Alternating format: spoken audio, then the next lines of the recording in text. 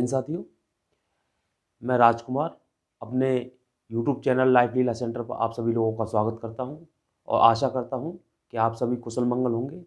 आज का जो हमारा लेक्चर है वो है चट्टान के प्रकार, चट्टान और चट्टान के प्रकार।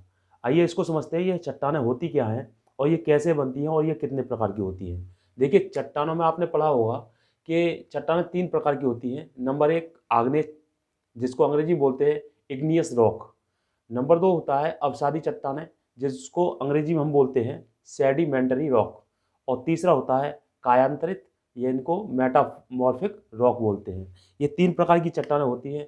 ये कैसे बनती हैं, किस तरह इनका निर्माण होता है, ये समझने का प्रयास करते हैं। देखिए, हमारी पृथ्वी के अंदर जब हमारा ज्वालामुखी फटता है, ये हमारा ज्वालामुखी जब फटता है तो इससे क्या होता है कि बहुत सारा गर्म जो लावा होता है वो बाहर की तरफ निकलता है और वो यहाँ निकल करके इस ठोस रूप में यहाँ पर ठंडा होकर के जमा हो जाता है।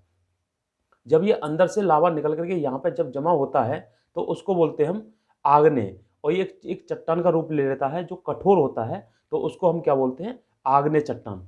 आग्नेय चट्टान क्योंकि ये अग्नि से निकलता है ना, गर्म लावा होता है, इस तरह से इसको बोलते हैं आग्नेय चट्टान।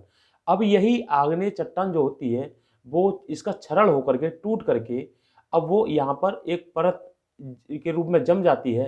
फिर इसके बीच में कुछ जीवा वनस्पति यहाँ पर दब जाती हैं और फिर ऊपर से फिर टूट करके कुछ रेत मिट्टी और ये जो है ये जमा हो जाता है।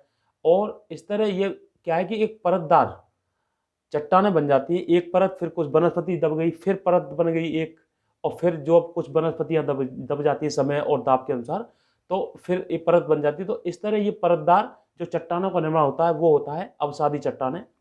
आग्नेय चट्टानों से ही इनका रूपांतरण होता है।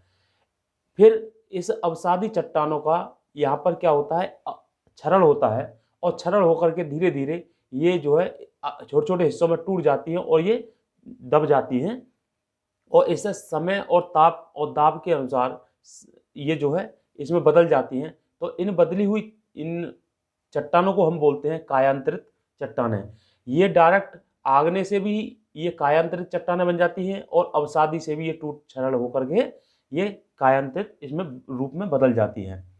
देखिए, ये जो इसमें और बहुत सारी टर्म्स आती हैं, इसको समझते हैं कि ये जो हमारा स्थल है, ये स्थल है और यहाँ से पृथ्वी के अंदर से ये लावा फूट करके ये निकल रहा है। तो यहाँ पर ये जब ऊपर की ओर जो लावा गिरता है, जो कठोर रूप लेता है, उसको बोलते हैं बेसाल्ट चट्टानें। ये आग्नेय का ही रूप है। आग्नेय जो चट्टानें होती हैं उसी का एक रूप है जिसको हम बेसाल्ट बोलते हैं। जबकि जब एक स्थिति ऐसी आती है कि पृथ्वी के अंदर ही जो गर्म लावा होता है वो बाहर नहीं निकल पाता, जब गर्म लावा बाहर नहीं निकल पाता है तो वो अंदर ही फट जाता है, अंदर फट जाता है पृथ्वी के अंदर ही, और वो इस तरह एक पठारनुमा संरचना बना लेता है। उसको हम बोलते हैं ग्रेनाइट। उसको क्या बोलते हैं? ग्रेनाइट। ये ग्रेनाइट और जो ऊपर की ओर पृथ्वी के ऊपर की तरफ जो जमता है उसको बोलते हैं हम बेसाल्ट चट्टानें। ठीक है, और ये दोनों आग्नेय के ही रूप होते हैं, आग्नेय चट्टान के ही ये दोनों रूप हैं। आगे बढ़ते हैं। ये देखिए, एक ये जैसे ये हमारी पृथ्वी की एक लेयर है जिसको हम भूपर्पटी बोलते हैं। और भूपर्पटी में क्या होता है कि जब हमारा ऊपर की तरफ ये निकल करके ज्वालामुखी फटता है और लावा निकल करके बाहर जमा होता है तो हम इसको लावा का पठार भी बोलते हैं। इसको हम लावा का पठार या ज्वालामुखी का पठार बोलते हैं। अब जबकि ये जब नीचे ही फट जाता है, नीचे ही ज्वालामुखी फट जाता है और यहीं पर एक पठारनुमा संरचना बना लेता है, तो इस गोल बड़ी संरचना को हम बोलते हैं बैथोलिक। क्या बोलते हैं? बैथोलिक। और इसमें 2-3 तरह की संरचनाएं क्रिएट होती हैं, वो समझते हैं। जब ये दरार में इस तरह से ये वाली संरचना जब बनती है तो इसी दरार की संरचना को हम डाइक बोलते हैं। और जब ये लहरदार रूप में जब बनती है और दरारों में फंस जाती है तो इसको फैकोलिथ बोलते हैं। और जब ये गोल एक छतरी नुमा आकार की संरचना बना लेती है तो इसको हम लैकोलिथ बोलते हैं। ये बड़ी वाली जो संरचना है इसको बैथोलिक, ये छतरी नुमा जो संरचना है इसको लैथोलिक, और जो लहरदार संरचना जो निर्माण होता है दरारों में फंस के उसको फैकोलिथ, और ये एक छोटी संरचना जो उंगली टाइप की संरचना बनती है उसको डाइक बोलते हैं। यहाँ तक आपको चीज़ समझ में आई? तो इस तरह हमारी ये जो जितनी भी हमारा पठार है, ये जो हमारी चट्टानें हैं, चट्टानों के ये रूप हैं। अब आगे बढ़ते हैं। देखिए ये जो अवसादी चट्टानें हमारी आग्नेय चट्टानें होती हैं, आग्नेय चट्टानों का जो हमारा जो इनके लक्षण होते हैं वो समझते हैं, वो क्या होते हैं। आग्नेय चट्टान का लक्षण है ये कठोर होती है, और दूसरा इसका लक्षण है ये जीवाश्म रहित होती है, और तीसरा इसका है ये बहुमूल्य धातु की होती है। देखिए जीवाश्म रहित क्यों होती है? क्योंकि ये जब गर्म लावा होता निकलता है यहाँ से, गर्म लावा जब यहाँ से हमारा निकल रहा है तो उस गर्म लावा में सारी की सारी जो जितने भी जीवाश्म या वनस्पतियाँ होती हैं वो सारी की सारी जल करके ख़त्म हो जाती हैं, और वहाँ पर ये कठोर लार्वा जमा हो जाता है। इस वजह से इसमें जीवाश्म नहीं होता। और इस लावा में बहुत सारी बहुमूल्य धातुएं भी होती हैं, जिनमें लोहा, निकिल, तांबा, सोना आदि पाए जाते हैं। अवसादी चट्टानों के जो लक्षण होते हैं उनमें जो लक्षण है वो क्या है? देखिए अवसादी चट्टानें जीवाश्म युक्त होती हैं, यानी कि इनमें जीवाश्म रहता है। जीवाश्म कैसे रहता है? देखिए जब इनका ये क्षरण होता है यहाँ पर, तो क्षरण में क्या है कि ये क्षरण हुआ और एक ये परत बन गई, एक परत बन गई। फिर यहाँ पे जो वनस्पति हमारे स्थल पर हैं वो वनस्पति यहाँ पर दब जाती है समय के साथ, और फिर यहाँ पर फिर एक परत फिर दोबारा से इनकी जम जाती है। तो इस तरह इनके अंदर वनस्पति जम जाती है, जीवाश्म जमे रह जाते हैं। तो इस तरह इसमें जीवाश्म युक्त होती है ये परत, जो अवसादी चट्टानें होती हैं, और ये परतदार होती है। एक ये लक्षण हो गया। इसमें जब आप खुद सोचिए, जिसमें जीवाश्म होगा तो जीवाश्म जब उसमें लगा है तो वहाँ पे क्या है कि वनस्पतियाँ दबी हैं, और जब वनस्पतियाँ दबी हैं तो उसमें खनिज तेल की भी प्रधानता होगी, खनिज तेल भी वहाँ निकलेगा, और उसमें कोयला भी भरपूर मात्रा में निकलेगा।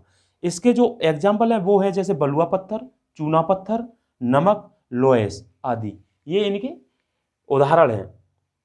देखिए ये लोएस क्या होता है? लोएस एक जो हमारी बालूनुमा संरचना होती है, तो रेगिस्तान में क्या होता है कि बालू जब हवा के माध्यम से बहती है और बह करके वो एक जगह इकट्ठा हो जाती है।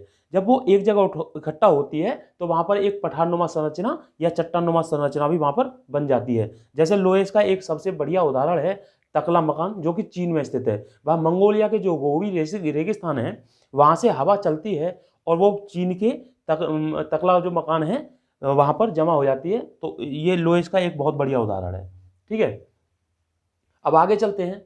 देखिए यहाँ पर क्या है कि ये आग्नेय चट्टान अवसादी में रूपांतरित होती हैं, और आग्नेय चट्टान अवसादी में रूपांतरित होती हैं, और अवसादी चट्टानें कायांतरित इसमें अपनी रूपांतरित होती हैं। और कभी कभी होता है कि आग्नेय चट्टानें भी डायरेक्ट इस कायांतरण हो करके इसमें रूपांतरित हो जाती हैं। तो इनको समझते हैं, क्योंकि ये एग्जाम की दृष्टि से बहुत महत्वपूर्ण है। एग्जाम में ये इनमें से कोई ना कोई क्वेश्चन जरूर आपको मिल जाएगा, चाहे वो छोटी परीक्षा हो, चाहे बड़ी परीक्षा हो, चाहे रेलवे की हो, चाहे यूपीएससी या एसएसटी की कोई भी हो, उसमें कहीं ना कहीं इनमें से एक क्वेश्चन जरूर पूछ लिया जाता है। तो आइए चलिए इनको समझते हैं। ये जो हैं ये आग्नेय चट्टानों के उदाहरण हैं, जिसमें ग्रेनाइट चट्टान, बेसाल्ट, ग्रेवो और बेटुमिनस कोयला, ये सारे रूपांतरित होते हैं। देखिए ग्रेनाइट जो होता है तो वो नीच में कायांतरित होता है, ग्रेनाइट आपका नीच में कायांतरित होता है, और बेसाल्ट आपका शिस्ट में कायांतरित होगा। ग्रेवो सर्पेंटाइन में कायांतरित होता है, और बिटुमिनस कोयला वो होता है ग्रेफाइट में कायांतरित होता है या रूपांतरित होता है। ठीक है, ये तो होगी आपकी आग्नेय चट्टानें। आग्नेय चट्टानें जो ये हैं ये इसमें रूपांतरित हो जाती हैं। अगला है ये अवसादी चट्टानों के उदाहरण हैं, जिसमें है आपका शैल है, डोलोमाइट या चूना पत्थर है, बलुआ पत्थर और लिग्नाइट कोयला। लिग्नाइट ये जो शैल होता है, शैल आपका सिलेट में रूपांतरित होता है, और डोलोमाइट या चूना पत्थर जो वो होता है वो संगमरमर में रूपांतरित होता है। बलुआ पत्थर क्वार्जाइट में कन्वर्ट होता है, और लिग्नाइट कोयला आपका एंथ्रोसाइट में कन्वर्ट हो जाता है। ऐसे ही ये जो कायांतरित के उदाहरण हैं वो है सिलेट और आपका फाइलाइट्स। सिलेट फाइलाइट में कन्वर्ट होता है, और फाइलाइट दोबारा से इस सिस्ट में कन्वर्ट हो जाता है। तो यहाँ पर आप ये चीज़ें हैं। तो सिलेट जो होता है वो इस कायांतरित चट्टान का ही रूप है। सिलेट, और सिलेट भी किस में कन्वर्ट हो जाएगा, फाइलाइट में। और ये फाइलाइट जब ये बन जाता है तो ये रूपांतरित चट्टानें हैं, और ये रूपांतरित चट्टान फिर दोबारा से रूपांतरित होती है, वो शिस्ट में जाकर के रूपांतरित हो जाती है। तो यहाँ पर हमने ये दिखाया है कि आग्नेय चट्टान डायरेक्ट रूपांतरित हो जाती है, और अवसादी चट्टानें भी इसमें ये अवसादी चट्टानें भी डायरेक्ट रूपांतरित हो जाती हैं, और कभी कभी रूपांतरित चट्टानें भी रूपांतरित हो जाती हैं। तो ये सारी चीज़ें हैं। जब हम इनका सेल चक्र की बात करेंगे तो सेल चक्र में होता क्या है कि आग्नेय चट्टानें अवसादी में टूटेंगी, और अवसादी चट्टानें कायांतरित होंगी, और कायांतरित चट्टानें फिर दोबारा से दब करके पृथ्वी के अंदर फिर दोबारा से मैग्ना के रूप में फिर बाहर ज्वालामुखी के जरिए बाहर निकलती हैं, और फिर वही चीज़ें फिर दोबारा से आग्नेय चट्टानें, और आग्नेय चट्टानों से फिर अवसादी, कायांतरित और मैग्ना, इस तरह से ये चक्र, इसका सेल चक्र चलता रहता है। सेल चक्र, ये सेल चक्र चलता रहता है। अगर ये वीडियो आपको समझ में आया हो तो लाइक, कमेंट, शेयर अवश्य करें, और हमारे चैनल को ज़रूर सब्सक्राइब कर लें, क्योंकि आगे आने वाले वीडियो आप लोगों को इजीली इस तरह मिलते रहेंगे। जय हिंद।